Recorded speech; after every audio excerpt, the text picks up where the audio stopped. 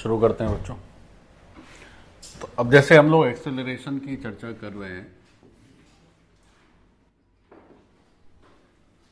तो ये जो एक्सेलरेशन है, वैसे अभी तक हम लोग पढ़ लिए कि साहब इंस्टेंटेनियस क्या होता है, एवरेज क्या होता है, ये सब हो गया। फिर एक्सेलरेशन में पॉजिटिव एक्सेलरेशन, नेगेटिव एक्सेलरेशन का मतलब क्या है वो भी हो गया। अब जो नेक्स्ट पार्ट है वो होता है कि एक बार एक्सेलरेशन वेरिएबल भी हो सकता है और एक बार एक्सेलरेशन यूनिफॉर्म भी हो सकता है।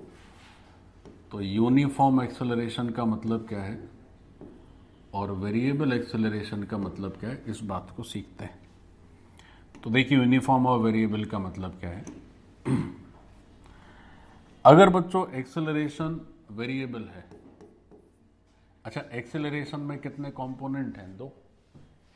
एक्सेलरेशन बना है इसके मैग्नीट्यूड से और एक्सेलरेशन बना है इसके डायरेक्शन से। तो दोनों कंपोनेंट में दोनों अगर फिक्स्ड हो, means no change in either magnitude और direction, then we call that the acceleration is uniform. तो यूनिफॉर्म का मतलब हुआ कि जो मैग्नीट्यूड है और जो डायरेक्शन है दोनों कांस्टेंट हैं बच्चों। Magnitude and direction both constant. अगर दोनों में कोई चेंज नहीं है तब हम कहेंगे कि हमारा जो एक्सेलरेशन है वो यूनिफॉर्म एक्सेलरेशन है। ठीक है। अब दोनों में कोई एक भी अगर बदल रहा है, चाहे तो मैग्नीट्यूड बदले या चाहे तो डायरेक्शन बदले या दोनों ही बदल सकते हैं, तो कम से कम एक को तो चेंज होना ही चाहिए, तब हम कहेंगे कि एक्सेलरेशन कैसा है, वेरिएबल। तो एटलीस्ट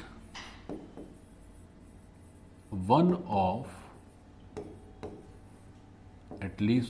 ऑफ मैग्नीट्यूड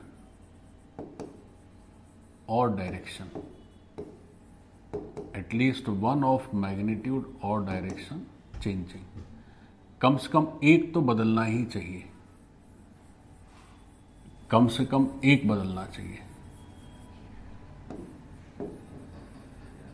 कोई एक भी अगर बदले तो हम कहेंगे कि हमारा जो एक्सेलरेशन है वो क्या है, वो नॉन यूनिफॉर्म है या वेरिएबल है, जो भी कहना चाहें। अब एक बात ये हो गई कि एक्सेलरेशन की दो वैरायटीज हो गई, वेरिएबल हो गया या नॉन यूनिफॉर्म, और दूसरा हो गया यूनिफॉर्म। अब ये भी थोड़ा देख लेते हैं कि एक्सेलरेशन हमारी वेलोसिटी पर क्या इम्पैक्ट डालता है और किस तरह से इम्पैक्ट डालता है। मतलब कैसे कैसे एक्सेलरेशन से वेलोसिटी घट सकती है, बढ़ सकती है ना, तो वो सारी चीज़ें एक बार हम लोग देखते हैं। तो अब हम करेंगे कि एक्सेलरेशन क्या, वेलोसिटी पर इफेक्ट क्या क्या पॉसिबल हो सकता है। तो possible effects of acceleration, possible effects of acceleration over velocity।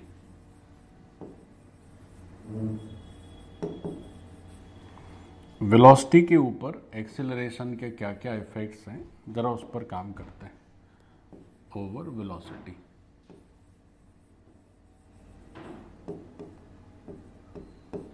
देखो बच्चों, अब देखो ये भी एक बहुत इंपॉर्टेंट पार्ट है समझने के लिए। तो इसमें जो जो पॉसिबिलिटीज़ होगी, जैसे जैसे बच्चों वेलोसिटी चेंज हो सकती है, हम सारा कुछ कवर करेंगे कि एक्सेलरेशन से वेलोसिटी कैसे चेंज होती है, तो सारे पार्ट को कवर किया जाएगा। पहला शुरू करते हैं। तो पहली पॉसिबिलिटी ये है कि से मान लीजिए वेलोसिटी इस डायरेक्शन में है,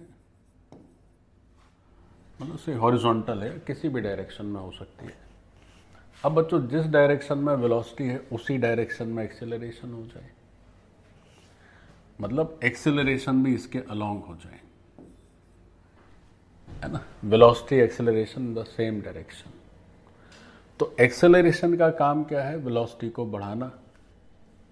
तो इस सिचुएशन में वो क्या करेगा, वेलोसिटी के बस मैग्नीट्यूड को ही बढ़ाएगा, क्योंकि उसकी डायरेक्शन तो वही है जिस डायरेक्शन में वेलोसिटी है, तो डायरेक्शन तो बदलने वाला नहीं है, वो बस मैग्नीट्यूड को चेंज करेगा। तो फर्स्ट सिचुएशन में क्या है कि acceleration and velocity in same direction, acceleration and velocity in same direction. तो अगर दोनों एक ही डायरेक्शन में है तो इसका रिजल्ट क्या होगा, तो इसका रिजल्ट ये होगा कि ओनली जो वेलोसिटी का मैग्नीट्यूड है वो इंक्रीज करेगा और डायरेक्शन में कोई चेंज नहीं होगी, नो चेंज इन डायरेक्शन, क्योंकि दोनों तो सेम ही डायरेक्शन में। ठीक, तो ये हुआ फर्स्ट सिचुएशन। जिस डायरेक्शन में वेलोसिटी है उसी डायरेक्शन में एक्सीलरेशन है, तो वेलोसिटी के मैग्नीट्यूड को बस चेंज करेगा और वो इंक्रीज करेगा। अच्छा, दूसरी सिचुएशन, दूसरी सिचुएशन में क्या हो जाए, जो दूसरी सिचुएशन है उस सिचुएशन में वेलोसिटी और एक्सेलरेशन का ठीक ऑपोजिट डायरेक्शन है। वेलोसिटी ऐसी और एक्सेलरेशन ऐसा है ना, मतलब दोनों ऑपोजिट डायरेक्शन में। तो जो केस 2 है या जो दूसरी सर्कमस्टेंस है उसमें क्या है कि acceleration just opposite to velocity, acceleration क्या है, वेलोसिटी के ठीक उल्टा है, जस्ट ऑपोजिट टू वेलोसिटी। अब बच्चों अगर एक्सेलरेशन वेलोसिटी के ठीक ऑपोजिट है तब क्या होगा, तो इस सिचुएशन में क्या होगा कि देखो डायरेक्शन अभी भी नहीं बदलेगी। अब देखो यहां पर एक चक्कर है, चक्कर क्या है बच्चों समझिए ध्यान से। पहली बात तो ये है कि कार मान लीजिए आगे की तरफ जा रही है और एक्सेलरेशन तुम्हारा पीछे की तरफ है, तो एक्सेलरेशन चाहता है कि कार को रोक दे। या कोई भी ऑब्जेक्ट मूव कर रहा है और एक्सेलरेशन पीछे की तरफ है, तो पीछे की तरफ होने का मतलब है कि वो इस स्पीड को अपोज कर रहा है, यानी स्पीड को कम करना चाहता है।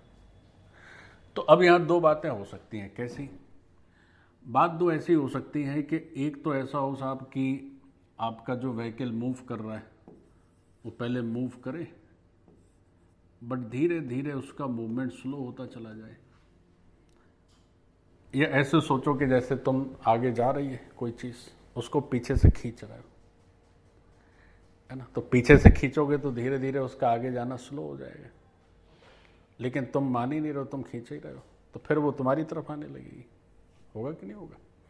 से कोई एक छोटा सा खिलौना है, उसको तुमने, वो जा रहा है, तुमने उसको रस्सी से बांध दिया, वो आगे जाना चाहता है, तुम उसको पीछे खींच रहे हो, तो धीरे धीरे वो क्या होगा, स्लो हो जाएगा, फिर तुम्हारे जिस तरफ तुम खींचना चाहते हो उसी तरफ वापस आ जाएगा। तो अगर आप उसकी स्पीड कम कर रहे हैं तो इसका मतलब है कि आप उसको पीछे ले जाना चाहते हैं। तो अब जब वो स्लो हो गया तो रुक जाएगा, और आप अभी भी खींचना जारी रखेंगे तो पीछे आ जाएगा। तो अगर एक्सीलरेशन जो है जस्ट ऑपोजिट हो तो दो बातें हो सकती है। एक तो क्या है कि ये यहाँ के रेस्ट में आ जाएगा, है ना, ये रेस्ट में आ गया, और फिर ऐसा हो सकता है कि तुम जो है मान ही नहीं रहे हो, तो फिर अब ये फिर मूव करने लगेगा, तो ये बैकवर्ड मोशन इसका होने लगेगा।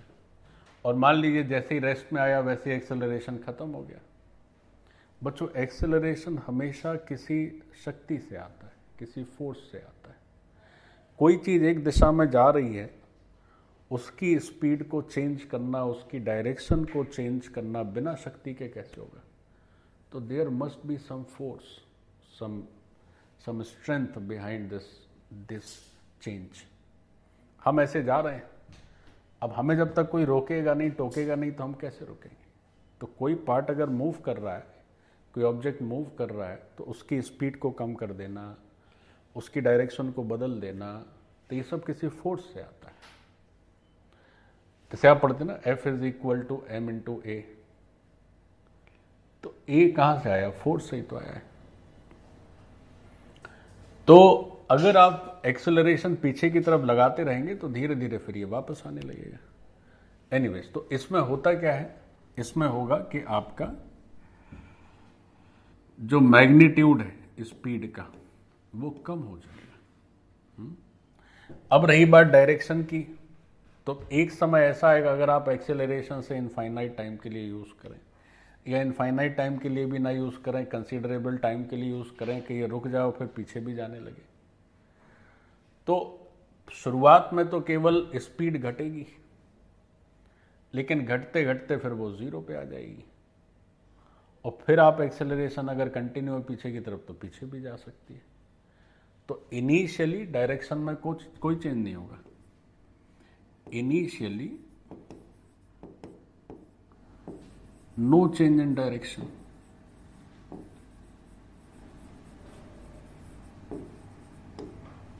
इनिशियली डायरेक्शन में कोई चेंज नहीं, initially no change in direction,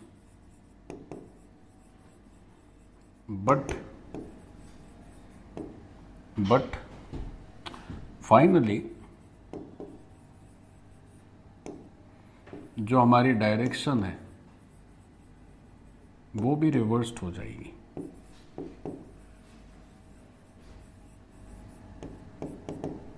ये मतलब है इसका। फाइनली डायरेक्शन भी क्या हो जाएगी हमारी? रिवर्स्ड हो जाएगी। तो पहले तो बस उसका जो मैग्नीट्यूड है स्पीड का वो धीरे धीरे स्लो होगा, एकदम रुक जाएगा, फिर पीछे की तरफ जाने लगेगा।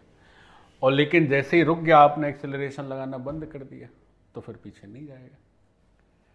चलिए डन, और आगे चलते हैं। और क्या क्या पॉसिबिलिटी है? अब क्या हो जाए बच्चों कि मान लीजिए हमारे ऑब्जेक्ट का मूवमेंट से हॉरिजॉन्टल डायरेक्शन में था, ऐसा वेलोसिटी v से, ठीक है, और हमारा जो एक्सेलरेशन है वो ऐसा है, इसके ठीक परपेंडिकुलर। एक्सेलरेशन क्या है? वेलोसिटी के ठीक परपेंडिकुलर। तब क्या होगा? इस सिचुएशन में क्या है, जो एक्सेलरेशन है वो बच्चों परपेंडिकुलर है वेलोसिटी के, ठीक है। तो अगर एक्सेलरेशन वेलोसिटी के परपेंडिकुलर है तब क्या करेगा? वो केवल डायरेक्शन बदल सकता है। देखो ऐसे, देखो जैसे ये पेन जा रहा है सीधा, तुम इसको ऐसे खींचो तो ये क्या होगा कि इसको ऐसे कर देगा। तुम इसको खींचो, ऐसे कोई पार्टिकल सर्कुलर मोशन पे मूव कर रहा है, तो मूव कर रहा है, तो वो मूव कर रहा है, तो वो इसलिए मूव कर रहा है क्योंकि कोई कारण है मूव करने के लिए। जैसे एक एग्जांपल है, जैसे मान लीजिए एक धागे से एक कोई छोटा सा पत्थर बांध के घुमाओ, तो घूमने की स्पीड मान लीजिए उसकी सेम यूनिफॉर्मली घूम रहा है, जितनी स्पीड यहाँ है उतनी यहाँ है, उतनी यहाँ है, उतनी यहाँ है, लेकिन वो अपना रास्ता क्यों बदल रहा है? धागे के चलते। तो धागा जो है एक ताकत है जो उसको सेंटर से एक फिक्स डिस्टेंस पे मेंटेन किए हुआ है, तो उसके चलते जो एक्सेलरेशन होता है that is called centripetal acceleration, है ना। तो अगर एक्सेलरेशन डायरेक्शन के ठीक परपेंडिकुलर है तो वो मैग्नीट्यूड में चेंज नहीं करेगा, वो केवल और केवल क्या करेगा? डायरेक्शन को चेंज कर सकता है। तो इस सिचुएशन में क्या होगा? इस सिचुएशन में no change in magnitude of velocity,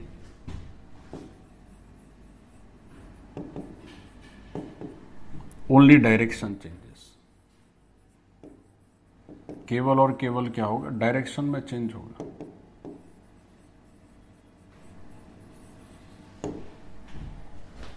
velocity के मैग्नीट्यूड में कोई बदलाव नहीं होना, डायरेक्शन में बदलाव होना है। तो ये हो गया। Now moving to the fourth point. देखिए फोर्थ क्या है। सो फोर्थ पॉइंट इज कि जिस डायरेक्शन में हमारा मूवमेंट है पार्टिकल का, बच्चों गौर से देखो, अब एक तो उसी में एक्सेलरेशन देख लिए, उसके ऑपोजिट देख लिए, परपेंडिकुलर देख लिए, तो अब क्या बचा, दो और बचे। कैसे? क्या हो कि एक्सेलरेशन मूवमेंट के जो डायरेक्शन है उससे किसी और एंगल पे हो 90 के अलावा।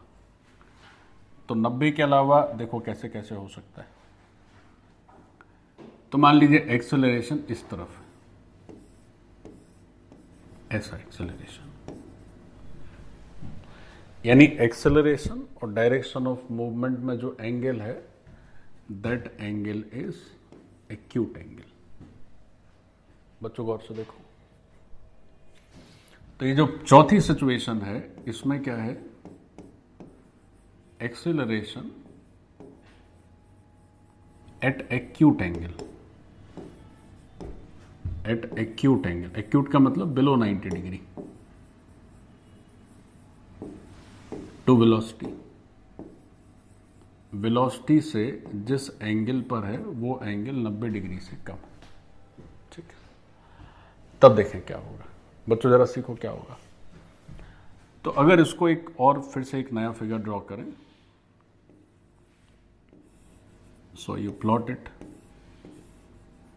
This is the velocity vector. अब इस एक्सेलरेशन के दो कंपोनेंट करो, तो दो कंपोनेंट कर रहे हैं, तो एक कंपोनेंट हो जाएगा हॉरिजॉन्टल कंपोनेंट और एक कंपोनेंट हो जाएगा इसका वर्टिकल कंपोनेंट। तो ये थीटा है, तो थीटा हो जाएगा, तो ये हो जाएगा ए कॉस थीटा, और जो परपेंडिकुलर कंपोनेंट होता है वो क्या हो जाएगा, ए साइन थीटा। ये ऐसा है। तो ये कंपोनेंट कैसे करते हैं हम लोग वेक्टर में ऑलरेडी पढ़ चुके हैं, देखो सीखो। तो एक कंपोनेंट हो जाएगा आगे की तरफ अलोंग द वेलोसिटी और एक हो जाएगा परपेंडिकुलर।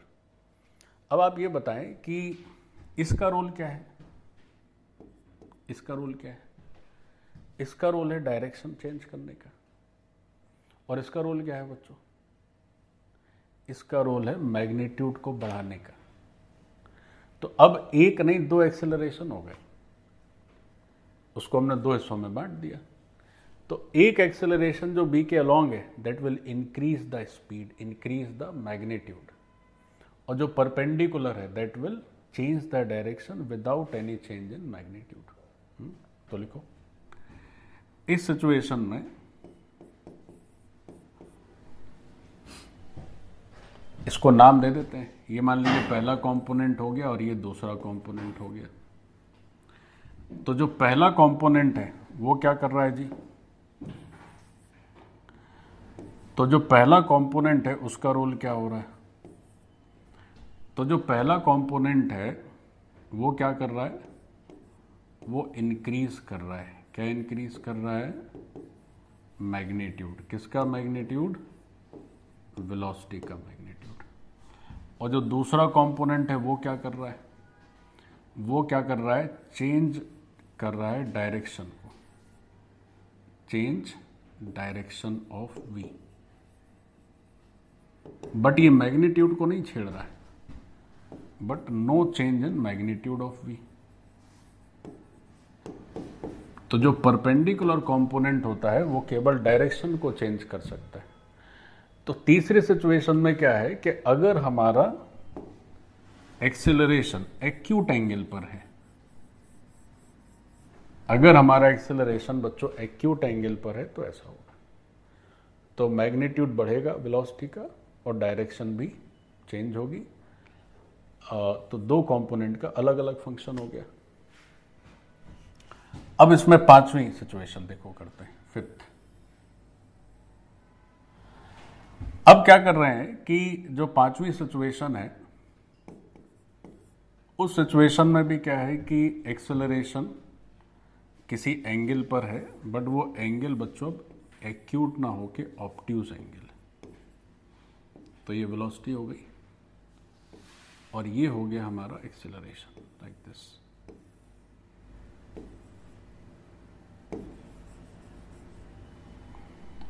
ये एक्सेलरेशन है।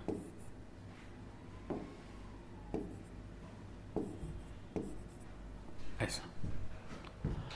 अब इनके बीच का एंगल थीटा ना लिख के से अल्फा लिख लेते हैं, और अल्फा ऑब्ट्यूज है। तो ये जो पांचवी सिचुएशन है, इस पांचवी सिचुएशन में जो हमारा एक्सेलरेशन है एट ऑब्ट्यूज एंगल,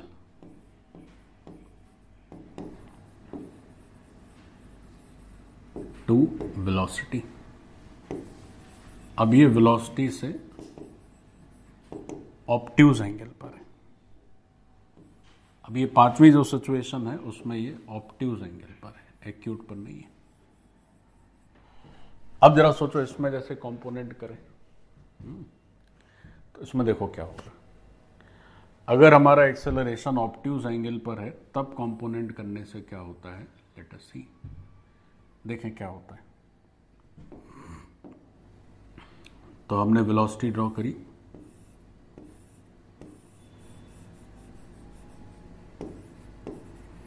अब एक्सेलरेशन का नंबर है। तो देखो एक्सेलरेशन कर रहे हैं, ध्यान दो सब बच्चे। अगर एक्सेलरेशन को आप देखें तो ये जो एंगल है, ये एंगल कितना है, ये है पाई माइनस अल्फा। देखो देखो, ये अल्फा है तो ये क्या हो जाएगा, ये हो जाएगा बच्चों पाई माइनस अल्फा। अब इस एक्सेलरेशन के अगर दो कंपोनेंट करें आप, तो कैसे कैसे कंपोनेंट आएंगे। तो एक कंपोनेंट आएगा इसका ये वर्टिकल, इसे हम यहां अलग कलर से ड्रॉ कर देते हैं। ये बच्चों हमारा एक्सेलरेशन हो गया ए, वेक्टर ए, और इस वेक्टर ए का ये जो कंपोनेंट है तो वो क्या हो जाएगा, वो हो जाएगा ए कॉस पाई माइनस अल्फा, और ये जो कंपोनेंट है सो क्या हो जाएगा, ये हो जाएगा ए साइन पाई माइनस अल्फा। ठीक है, एक काम और करिए, मैंने थोड़ा सा इसमें एक टेक्निकल मुझसे गलती हो गई कि हम जब कंपोनेंट कर रहे हैं तो ये जो है ये वेक्टर हटा देने चाहिए थे मुझे, है ना, क्योंकि कंपोनेंट कर रहे हैं तो डायरेक्शन तो बदल जाएगा, बट हम डायरेक्शन वही लिख रहे हैं, तो ये थोड़ा सा ठीक कर लें। अब ये ठीक है, तो यहां भी मैंने वेक्टर हटा दिया, केवल मैग्नीट्यूड लिखा हुआ है। अब जरा देखो भाई, अब क्या हो रहा है। अब जो है इसको नाम दे दो 1 कंपोनेंट को, और इसको नाम दे देते हैं हम 2। तो पहला कंपोनेंट क्या कर रहा है, एक वेलोसिटी के ठीक उल्टा हो जा रहा है, तो ये वेलोसिटी के मैग्नीट्यूड को कम कर रहा है। और ये कंपोनेंट क्या कर रहा है, ये डायरेक्शन को चेंज कर रहा है। तो देखो लॉजिक क्या है, पहले लिख लेते हैं। तो जो पहला कंपोनेंट है वो मैग्नीट्यूड ऑफ वेलोसिटी को रिड्यूस करेगा, नीचे की तरफ भेजेगा, और जो दूसरा कंपोनेंट है ओनली डायरेक्शन ऑफ v उसको चेंज करेगा। ठीक है, केवल डायरेक्शन को चेंज करेगा। तो आप ऐसे ध्यान रख सकते हैं कि अगर एक्सेलरेशन एक्यूट एंगल पर है तो बच्चों वेलोसिटी बढ़ती है कि घटती है, बोलो। अगर एक्सेलरेशन एक्यूट एंगल पर है तो हमेशा वेलोसिटी का मैग्नीट्यूड क्या होगा, बढ़ेगा। और अगर ऑब्ट्यूज एंगल पर है तो हमेशा मैग्नीट्यूड क्या होगा, घटेगा, कम करेगा। ठीक है, और अगर परपेंडिकुलर है तो क्या होगा बोलो, तो वेलोसिटी का मैग्नीट्यूड ना बढ़ेगा ना घटेगा, बस डायरेक्शन चेंज होगी। और अगर उसी के अलॉन्ग है तब तो बढ़ेगा ही बढ़ेगा, और उसके ऑपोजिट है तो घटेगा ही घटेगा। ठीक, तो नोट कर लेते ना। So this part is done.